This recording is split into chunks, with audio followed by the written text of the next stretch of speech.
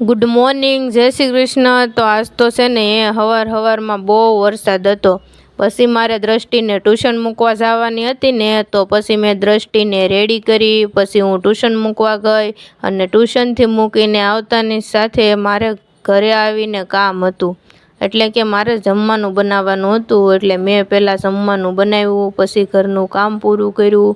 પછી મારે દ્રષ્ટિને ટ્યુશન લેવા પાછું જવાનું હતું, એટલે હું દ્રષ્ટિને ટ્યુશનથી લઈને આવતી ને, તો દ્રષ્ટિ મને કહે, મમ્મી મારે છે ને સોડા પીવી, તું લઈ દે। પછી દ્રષ્ટિ ઘરે આવીને છે ને એનું લેસન પૂરું કરતી હતી।